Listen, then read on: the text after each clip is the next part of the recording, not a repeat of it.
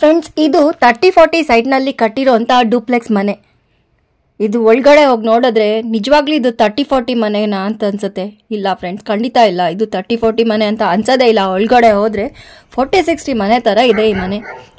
ಈ ಮನೆ ಒಳಗಡೆ ಏನೆಲ್ಲ ಇದೆ ಗೊತ್ತಾ? ಹೋಮ್ ಥಿಯೇಟರ್ ಇದೆ, ಜಿಮ್ ರೂಮ್ ಇದೆ, ಎಲ್ಲ ಫೆಸಿಲಿಟಿ ಮಾಡಿದ್ದಾರೆ. ನನಗಂತೂ ಈ ಮನೆ ತುಂಬಾ ಇಷ್ಟ ಆಯಿತು. ನಿಮಗೂ ಇಷ್ಟ ಆಗುತ್ತೆ ಅಂದ್ಕೊಂಡಿದ್ದೀನಿ. ಬನ್ನಿ ನೋಡೋಣ.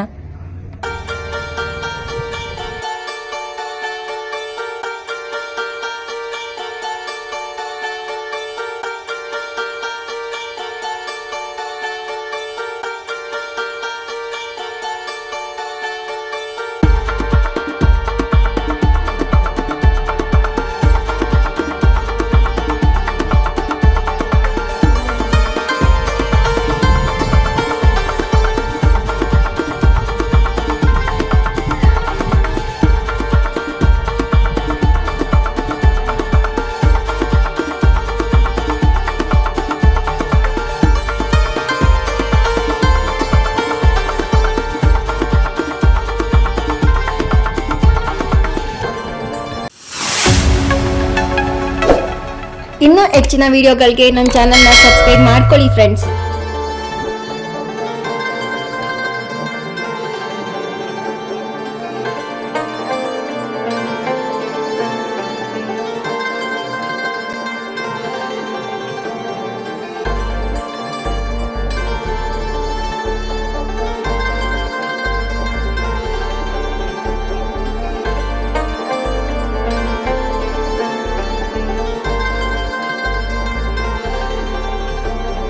ಫ್ರೆಂಡ್ಸ್, ಇಲ್ಲಿ ಸ್ಟೆಪ್ಸ್ ಕೆಳಗಡೆ ಇರೋ ಸ್ವಲ್ಪ ಜಾಗದಲ್ಲಿ ಇದನ್ನ ಸ್ಟೋರೇಜ್ ತರ ಮಾಡ್ಕೊಂಡಿದ್ದಾರೆ. ಇಲ್ಲಿ UPS ಏನ್ ಬೇಕಾದ್ರೂ ಇಟ್ಕೋಬಹುದು, ಅದಕ್ಕೆ ಜಾಗ ಮಾಡ್ಕೊಂಡಿದ್ದಾರೆ.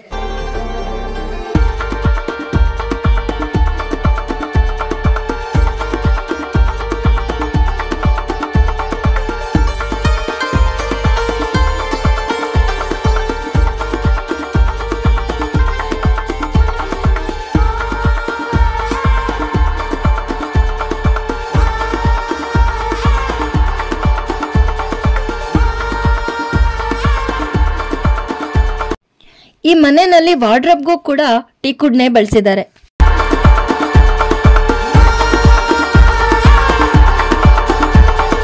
ಮತ್ತೆ ಇಲ್ಲಿ ನೋಡ್ತಾ ಇದೀವಲ್ಲ, ಇದು ನನಗೆ ಏನು ಅಂತ ಗೊತ್ತಾಗ್ಲಿಲ್ಲ. ಹೊಸ ತರ ಕಾಣಿಸ್ತು. ಆಮೇಲೆ ನಾನು ಇವ್ರನ್ನ ಕೇಳ್ದೆ, ಏನಿದು, ಏನಕ್ಕೆ ಈ ತರ ಹಾಕಿದೀರಾ, ಏನಿದು ಹೊಸದು ಅಂತ ಕೇಳ್ದೆ. ಅದಕ್ಕೆ ಅವ್ರು ಏನ್ ಹೇಳಿದ್ರು ಅಂದ್ರೆ, ಈ ತರ ಎಳ್ದ್ರೆ ಅಲ್ಲಿಗೆ ನಾವು ಹ್ಯಾಂಗರಲ್ಲಿ ಎಲ್ಲ ಬಟ್ಟೆಗಳನ್ನ ಹಾಕಿ ಹಾಗೆ ಹಾಕ್ಬಿಡೋದಂತೆ. ಮತ್ತೆ ಅದನ್ನ ಮೇಲ್ಕ್ ಹಾಕೋದು, ಮತ್ತೆ ನಮ್ಗೆ ಆ ಬಟ್ಟೆ ಬೇಕು ಅಂದ್ರೆ ಮತ್ತೆ ಕೆಳಗಡೆಗೆ ಎಳ್ದ್ಬಿಟ್ಟು ನಾವು ಬಟ್ಟೆ ತಗೋಬಹುದು ಅಂತ ಹೇಳ್ತಾ ಇದ್ರು. ಮತ್ತೆ ನಂಗೆ ಇವ್ರ ಮನೇಲಿ ಹಾಕಿರೋ ಫ್ಯಾನ್ಗಳು ಕೂಡ ತುಂಬಾ ಇಷ್ಟ ಆಯ್ತು. ಎಷ್ಟು ಚೆನ್ನಾಗಿದೆ ಅಲ್ವಾ, ಒಂಥರ ಕ್ಯೂಟ್ ಆಗಿ ಕಾಣಿಸ್ತಾ ಇತ್ತು. ಈ ಫ್ಯಾನ್ ಬೆಲೆ ಹತ್ತತ್ರ 13,000 ಅಂತೆ. ಮತ್ತೆ ಆ ಫ್ಯಾನ್ ಹಿಂದ್ಗಡೆ ಕಾಣಿಸ್ತಾ ಇದೆಯಲ್ಲ, ಅದು ಕೂಡ ಟೀಕುಡ್ನೇ ಬಳಸಿದ್ದಾರೆ. ಮತ್ತೆ ಈ ಗ್ರಾನೈಟ್ ಕೂಡ ಎಷ್ಟು ಚೆನ್ನಾಗಿದೆ ಅಲ್ವಾ. ಇದಕ್ಕೆ ಸ್ಕ್ವೇರ್ ಫೀಟು 375 ರೂಪಾಯಿ ಅಂತೆ. ಬೆಂಗಳೂರು ಹತ್ರ ಇರೋ ಜಿಗಣಿಯಿಂದ ತಂದಿರೋದಂತೆ. ಮತ್ತೆ ಈ ಜಿಗಣಿನ ಗ್ರಾನೈಟ್ ಸಿಟಿ ಅಂತಾನು ಕರೀತಾರೆ. ಇದು ಗ್ರಾನೈಟ್ಗೆ ತುಂಬಾ ಫೇಮಸ್ ಇದೆಯಂತೆ. ಇದು ಬೆಂಗಳೂರಿಂದ 28 ಕಿಲೋಮೀಟರ್ ದೂರ ಎಲೆಕ್ಟ್ರಾನಿಕ್ ಸಿಟಿ ಹತ್ರ ಬರುತ್ತಂತೆ. ಮತ್ತೆ ಈ ಜಾಗದಲ್ಲಿ ಕಾಟ್ ಬರುತ್ತಂತೆ. ಇದು ಕಾಟ್ ಹಿಂದ್ಗಡೆ ಡಿಸೈನ್ಗೆ ಅಂತ ಮಾಡಿಸಿರುವಂತದ್ದು.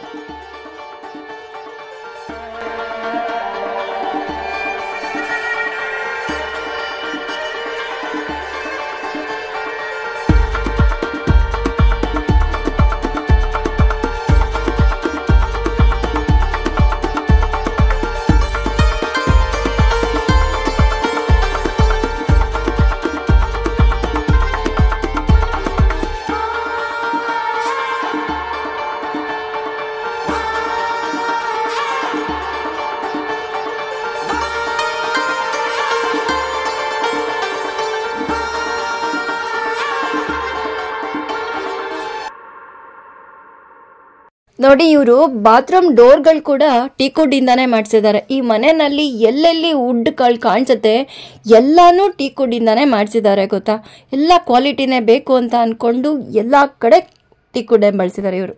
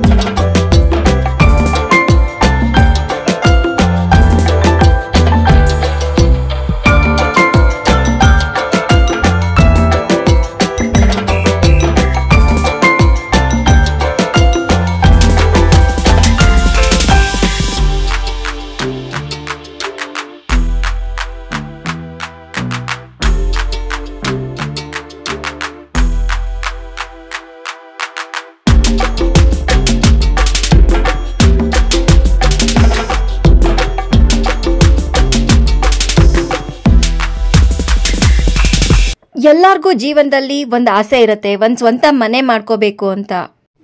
ಸಾಲ ಮಾಡಿ ಆದ್ರೂ ಸರಿ ಒಂದು ಮನೆ ಕಟ್ಬಿಡ್ತೀವಿ, ಆ ಮನೆನೇ ನಮಗೆ ಸ್ವರ್ಗ ಅಲ್ವಾ ಫ್ರೆಂಡ್ಸ್. ಇದು ನನ್ನ ಅಕ್ಕಳ ಕೊಲಿಗ್ ಮನೆ, ಅವರು ಕಟ್ಸಿರೋ ಮನೆ ಇದು. ಈ ಮನೆ ಅವರ ಕನಸಿನ ಮನೆ ಫ್ರೆಂಡ್ಸ್. ಈ ಮನೆನ ಅವರು 2 ವರ್ಷಗಳಿಂದ ಊಟ ನಿದ್ರೆ ಸರಿಯಾಗಿ ಮಾಡದೆ ಈ ಮನೆಗೆ ಪ್ರಾಮುಖ್ಯತೆ ಕೊಟ್ಟು ಮನಸ್ಸಿಗೆ ಖುಷಿ ಆಗುವಂತ ಮನೆನ ಕಟ್ಕೊಂಡಿದ್ದಾರೆ.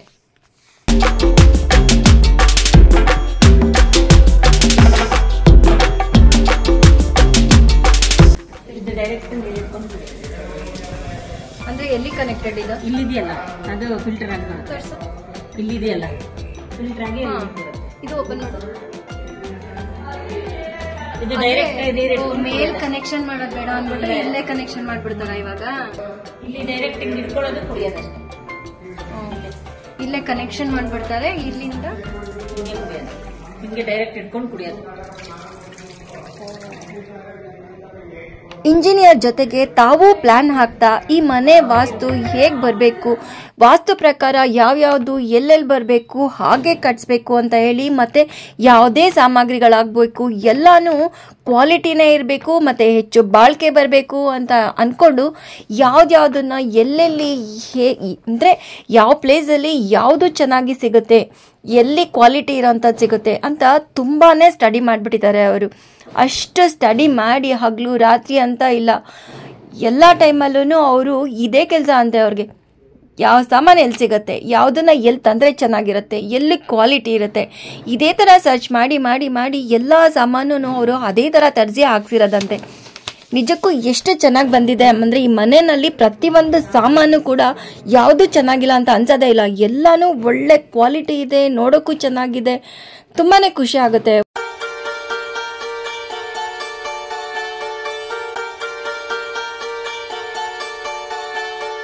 ಈಗ ನಾವು ಹೋಗ್ತಾ ಇದ್ದೀವಿ ಫಸ್ಟ್ ಫ್ಲೋರ್ಗೆ. ಅಲ್ಲಿ ಏನಿದೆ ಗೊತ್ತಾ, ಹೋಮ್ ಥಿಯೇಟರ್. ನಾನು ಆಗಲೇ ಹೇಳಿದ್ದೆ ಅಲ್ವಾ, ಅಲ್ಲಿ ಹೋಮ್ ಥಿಯೇಟರ್ ಕೂಡ ಮಾಡಿದ್ದಾರೆ ಈ ಮನೆಯಲ್ಲಿ ಅಂತ. 30-40 ಸೈಟ್ ಮನೆಯಲ್ಲಿ ರೂಮ್ಗಳ ಜೊತೆಗೆ ಹೋಮ್ ಥಿಯೇಟರ್ ಕೂಡ ಮಾಡಬಹುದು ಅಂತ ನನಗೆ ಗೊತ್ತಾಗಿದ್ದೆ ಈ ಮನೆ ನೋಡಿದ ಮೇಲೆ. ಈಗ ಫಸ್ಟು ಮಾಸ್ಟರ್ ಬೆಡ್ರೂಮ್ ನೋಡ್ಬಿಡೋಣ, ಆಮೇಲೆ ನಿಮಗೆ ಹೋಮ್ ಥಿಯೇಟರ್ ತೋರಿಸ್ತೀನಿ.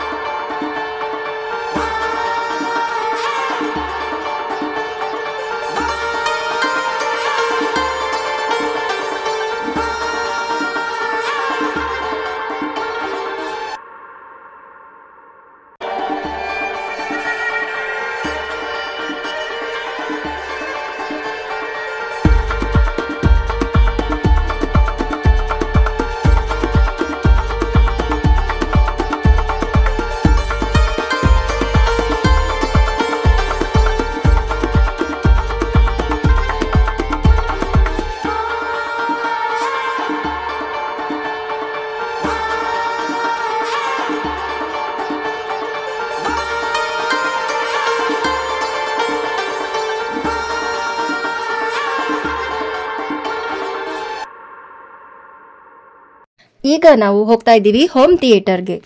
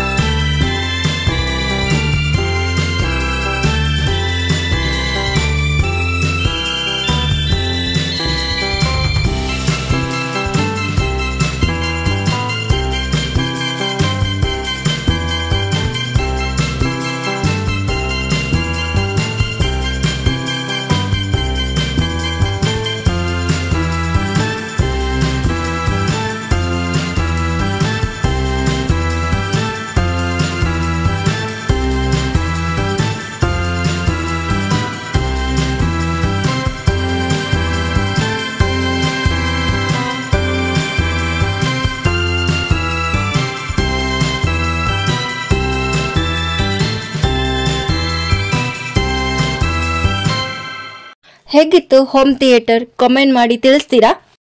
ಹೀಗೆ ಪಕ್ಕದಲ್ಲಿ ಹೋಗಿ ಮುಂದೆ ಹೋದ್ರೆ ಇಲ್ಲಿ ಸಿಟ್ ಔಟ್ ಸಿಗತ್ತೆ. ಸಂಜೆ ಆದ್ರೆ ಎಲ್ಲ ಮನೆಯವರು ಕುತ್ಕೊಂಡು ಕಾಫಿನೋ ಟೀನೋ ಕುಡಿತಾ ಒಳ್ಳೆ ಗಾಳಿ ತಗೊಂತ ಕುತ್ಕೊಂಡ್ರೆ ಇಷ್ಟು ಖುಷಿ ಅನ್ಸತ್ತೆ ಅಲ್ವಾ?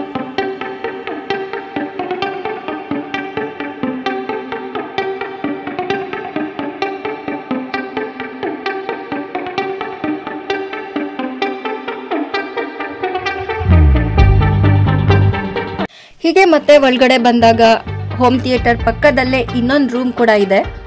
ಒಟ್ಟು ಫಸ್ಟ್ ಫ್ಲೋರ್ನಲ್ಲಿ 2 ಬೆಡ್ರೂಮು ಮತ್ತೆ ಒಂದು ಹೋಮ್ ಥಿಯೇಟರ್ನ ಮಾಡಿದ್ದಾರೆ. ಗ್ರೌಂಡ್ ಫ್ಲೋರ್ ಇಂದ ಫಸ್ಟ್ ಫ್ಲೋರ್ಗೆ ಸ್ಟೆಪ್ಸ್ ಹತ್ತಿ ಮೇಲೆ ಬಂದಾಗ ಎಡಗಡೆ ಒಂದು ರೂಮು, ಬಲಗಡೆ ಒಂದು ರೂಮು, ಮಧ್ಯದಲ್ಲಿ ಹೋಮ್ ಥಿಯೇಟರ್.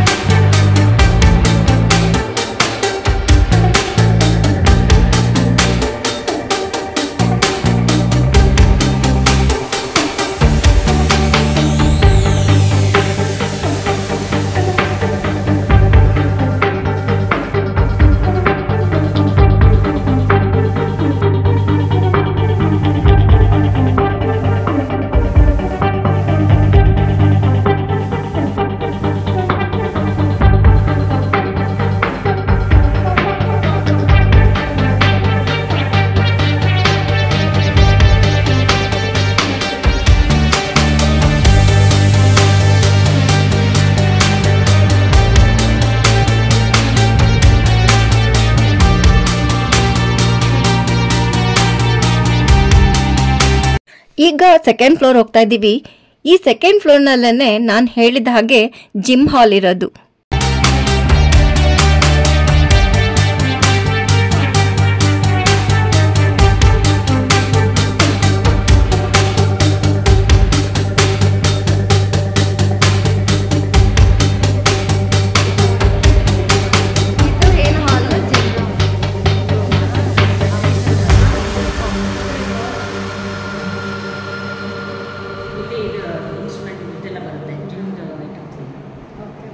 ಅಂದ್ರೆ ಇದಿಷ್ಟು ಭಾಗ ಬಂದು ಜಿಮ್ ಆಗುತ್ತೆ, ಅದಷ್ಟೇ ಆಫೀಸ್ ಆಗತ್ತಾ? ಫ್ರೆಂಡ್ಸ್, ನಮ್ಮ ಅಕ್ಕನ ಕೊಲೀಗ್ ಅಂತ ಹೇಳಿದ್ನಲ್ಲ, ಅವ್ರ ಮಗಳು ಒಂದು ಕಂಪ್ನಿನಲ್ಲಿ ಕೆಲಸ ಮಾಡ್ತಾ ಇದ್ದಾರೆ. ಈಗ ಸದ್ಯಕ್ಕೆ ಅವ್ರಿಗೆ ವರ್ಕ್ ಫ್ರಮ್ ಹೋಮ್ ಅಂತ ಇದೆಯಂತೆ. ಹಾಗಾಗಿ ಅವರು ಆಫೀಸ್ನ ಕೂಡ ಈ ಜಿಮ್ ಹಾಲಲ್ಲೇ ಮಾಡಿಕೊಂಡು 2 in 1 ಆಗಿ ಯೂಸ್ ಮಾಡ್ತಾ ಇದ್ದಾರೆ. ಜಿಮ್ ಹಾಲು ಕೂಡ ಮಾಡಿಕೊಂಡು ಒಂದು ಕಾರ್ನರಲ್ಲಿ ಆಫೀಸ್ ತರ ಮಾಡ್ಕೊಂಡಿದ್ದಾರೆ. ಫುಲ್ ವುಡ್ ಅಲ್ಲ, ಇಡೀ ಮನೆಯಲ್ಲಿ ಬೇರೆ ಯಾವುದೇ ವುಡ್ಗಳನ್ನ ಬಳಸಿಲ್ವಂತೆ. ಎಲ್ಲಾನು ಸಣ್ಣದ್ರಿಂದಾಗ್ಲಿ ದೊಡ್ಡದಾಗ್ಲಿ ಪ್ರತಿಯೊಂದು ಕೂಡ ಟೀಕ್ ವುಡ್ ಅನ್ನೇ ಬಳಸಿದ್ದಾರೆ. ಆಫೀಸಲ್ಲಿ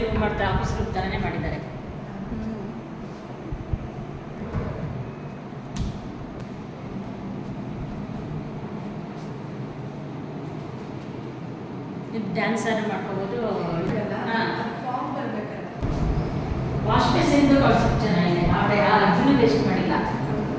ಅಂದರೆ ಇಲ್ಲಿ ಸುಸ್ತಾಗುತ್ತೆ ಮಾಡಿದ್ವಿ ಅಲ್ಲ ಕೆಳಗಡೆ ಇದ್ದಾರಲ್ಲ ಆ ಪ್ಲೇಸ್ ಕರೆಕ್ಟಾಗಿ ಯೂಸ್ ಮಾಡ್ಕೊಂಡಿದ್ರೆ ಏನಾದ್ರು 34 ಡೇಸ್ ಯಾರು ವೇಸ್ಟ್ ಮಾಡಿಲ್ಲ. ಅದೇ ಗೊತ್ತಾ ನೀವು ಇದು ಈ ಮನೆ ಕಟ್ಟಕ್ಕೆ 2 ವರ್ಷ ಕಷ್ಟಪಟ್ಟಿರೋದು ಒಂಥರ ತುಂಬ ಖುಷಿ ಆಗುತ್ತೆ. ಆ ಕಷ್ಟ ಎಲ್ಲ ಹೋಗ್ಬಿಟ್ಟೆ ಅನಿಸುತ್ತೆ. ಎಲ್ಲ ಬಂದವರೆಲ್ಲ ಹೇಳಿದ್ರು ಏನು ನಿಮ್ಮ ಮನೆ ಬಂದರೆ ಹೋಗಕ್ಕೆ ಮುಗಿಸಾಗ್ತಾ ಇಲ್ಲ. ನಮಗೂ ಹಂಗೆ ಅನಿಸುತ್ತೆ.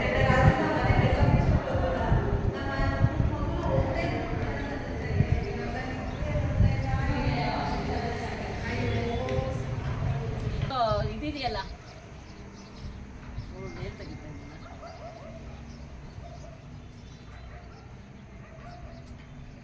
ಇದು ನೀರು ನಿಲ್ಲಲ್ಲ ಅಂತ. ಇದು ಯಾವುದು? ಇದು ಹೌದಾ? ಯಾವುದಿದೆ? ಇದು ಟೆರಕೋಟಾ ಟೈಲ್ಸ್ ಅಂತ. ಟೆರಾಕೋಟಾ ಟೈಲ್ಸ್ ಅಂತೆ.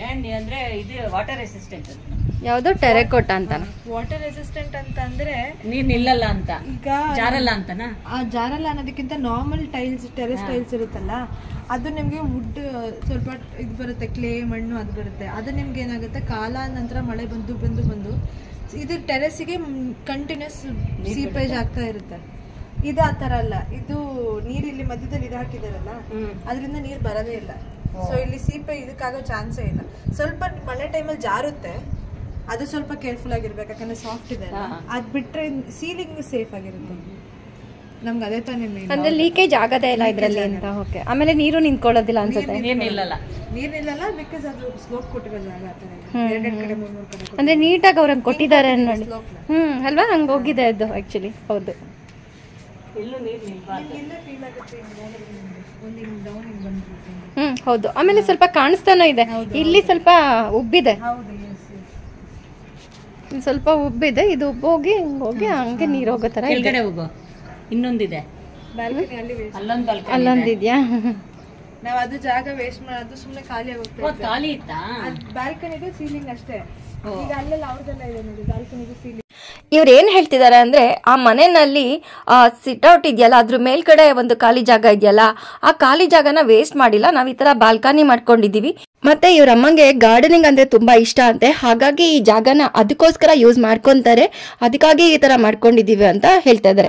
ಫಂಕ್ಷನ್ ಆಗಿ ಇಲ್ಲಿ ಫೌಂಟನ್ ಮಾಡ್ತಾರಂತೆ. ಒಂದು 25-30 ಜನಕ್ಕೆ. ಅಲ್ಲ ನಿಮ್ ಸ್ಮಾಲ್ ಫಂಕ್ಷನ್ ಅದೇ ಕ್ರಿಸ್ಮಸ್ಸಿಗೆ ಅಷ್ಟೇ ತಾನೇ. ಈಗ ಇಲ್ಲಿ ಫೌಂಟನ್ ಬರುತ್ತಾ? ಅಲ್ಲಿ ಅದಕ್ಕೆ ಅಲ್ಲೆಲ್ಲ ಲೈಟ್ಸ್ ಪ್ಲಂಬಿಂಗ್ ಎಲ್ಲ ಬಿಡಿಸಿದ್ದೀನಿ.